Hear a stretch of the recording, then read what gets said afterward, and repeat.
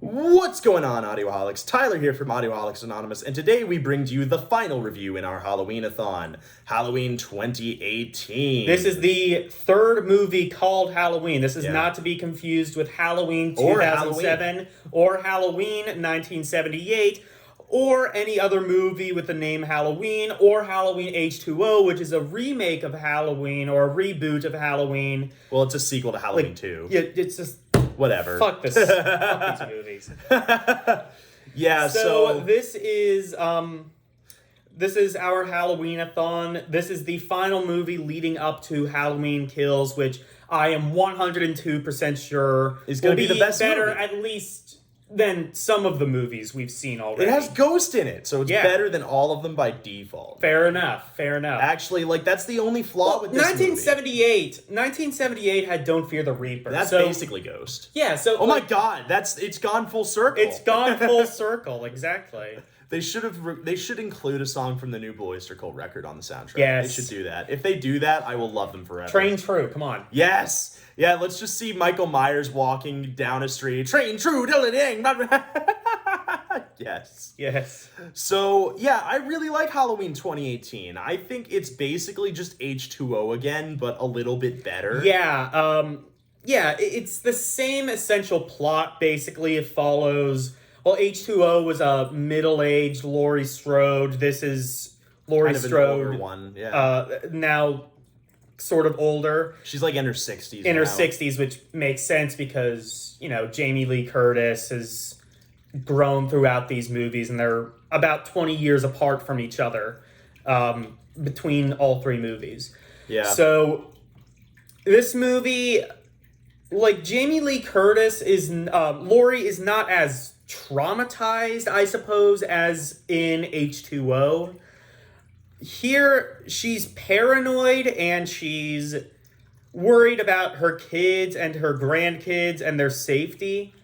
But more so, she just is out for blood. Yeah, she wants to kill fucking Michael Myers. Yeah, she wants to murder his she face. was sort of when you talk about, these strong female characters that we're seeing nowadays, And usually that's kind of a pejorative by people who are like, oh, well, it's just a strong female character without, negative traits, like Rey from the new Star Wars movies, or...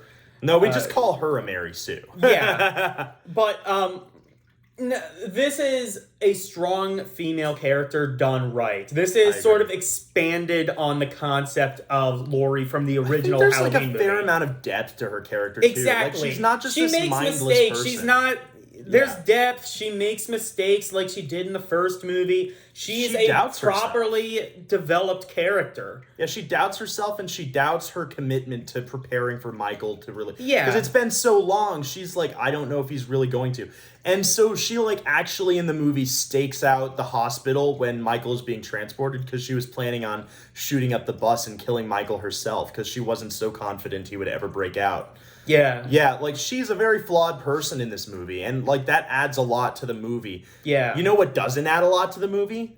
Fucking Judy Greer. Okay, listen, I have a hate boner for Judy Greer. I don't like her face. I don't like her voice. I don't like her existence. But she's really bad in this movie, if I'm being honest.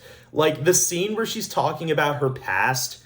Literally no emotion. It sounds like a fucking elementary schooler trying to recite an emotional scene. And I do understand. Don't go in the comment section, well, that was on purpose. She's trying to be numb to the trauma. I get that. It's just a flat performance. It just doesn't fucking work.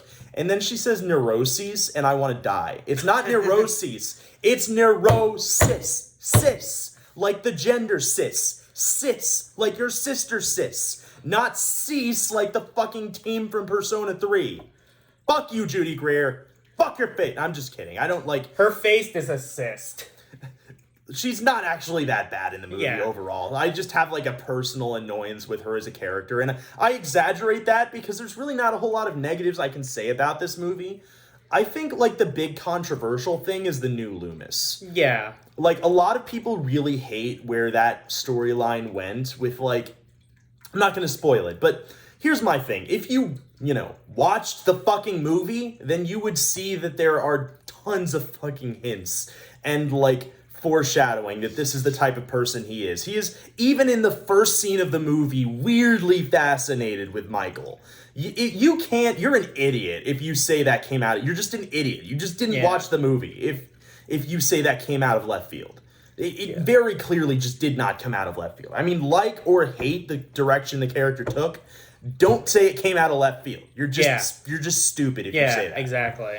But yeah, other than that, I think the movie is phenomenal. It's a great return to form. It's got an amazing soundtrack. It's got great direction that references the original a lot, which I realize overly referential media can be controversial. I think it works in this case. It can be done right. And this is a case of it being done right. Yeah, it's done in moderation, I think. Like, there's a lot, especially in, like, the third act, there's a lot of shots that recreate the original. Like, when Laurie falls over and then Michael turns away and looks back and she's gone.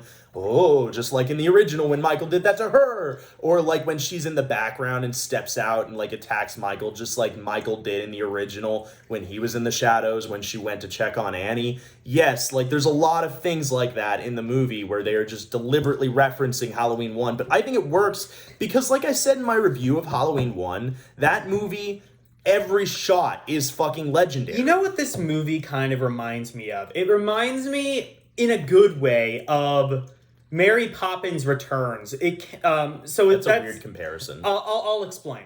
So Mary Poppins Returns is not a good movie. Disney made it. How dare you? It's one of the more recent movies that came out from Disney. That explains and it's sort of like Mary Poppins again, but in a modern way. Like, oh, she's no longer singing inside of the painting. Now she's rapping like Hamilton. Really? That sounds horrible. It is. But it's basically Mary Poppins rapping in the rain. Yeah, pretty much.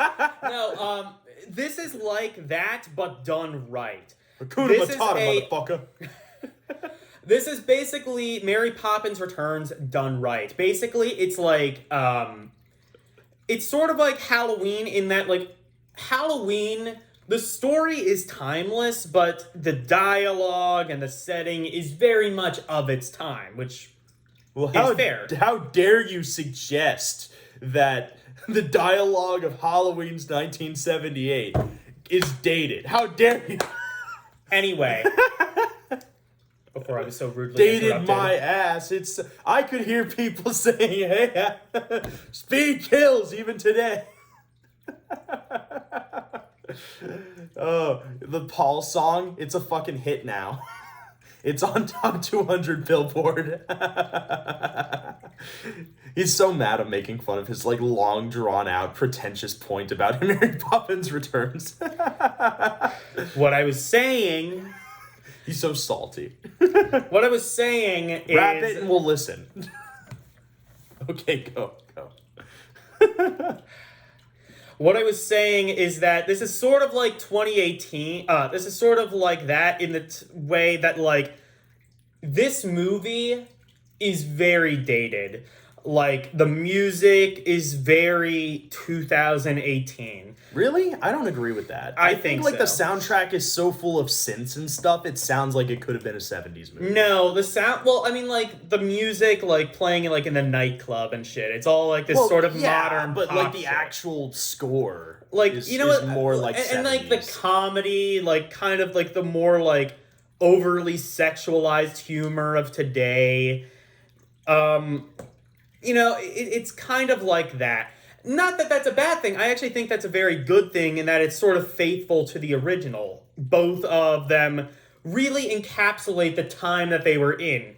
If Such you a watch backhanded Halloween... compliment, though. No, like, I think of it like this. It's sort of like American Graffiti, almost. It's sort of like... It's like a time capsule to the time. It's a crime? No, American Graffiti is a movie. Oh, I thought you meant, like, actual graffiti. No, it's a movie. But, I don't think I've ever seen it. No, you don't need to. Okay. But it's basically like that, where it's sort of just like a time capsule. You watch Halloween 1978, it's like you're living in the 70s. In the same way, 20 years from now, when people watch Halloween 2018, it'll be like they stepped into a time machine and went back 20 years. Yeah, I think that Halloween 2018 is definitely going to go down as one of the more successful sequels to Halloween. I don't know how Halloween Kills and Ends is going to be, and I really hope they don't fuck it up. Yeah. But Halloween 2018 is a really good start, and the kills are awesome. Michael is awesome. Everything is awesome with this movie. Everything is awesome. I don't really have any huge complaints about it. I think that, like, as far as Halloween sequels go, I might even venture and say this is just straight up the best one. Yeah. Ever since the first movie, this is the best movie in the franchise. It's very easily the best movie since 5, maybe even the best since 2. I would argue just the best in general. Yeah, I would say... So, at the end of all of this, we're going to be doing a conclusion, and in that conclusion, we will go over, like, what our least favorite Halloween movie is, what our favorite is. My favorite will actually probably surprise a lot of you.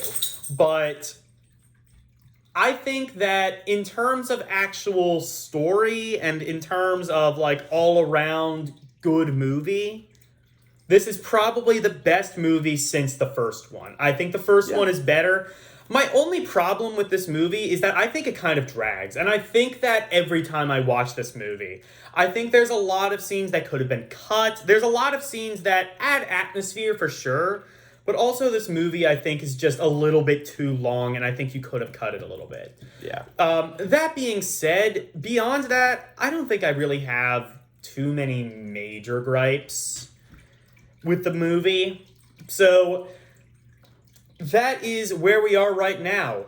The next time you see us, we will be watching Halloween Kills. And surely nothing can go wrong with that movie at all. It will be a 10 out of 10. Yeah, so I would give this movie a 9 out of 10, which is the same thing I gave Halloween H2O. Yeah, I will probably give it, like... Well, I think I gave, like, the first Halloween an 8.5. I'm going to give this, like, maybe a 7. Because, again, it does kind of drag and it loses my interest sometimes. But... Okay. Still, this is a pretty good movie. All right, so what did you guys think about Halloween 2018? Comment below and let us know. But without further ado, we bid you... Audio do. Bye, guys. Bye.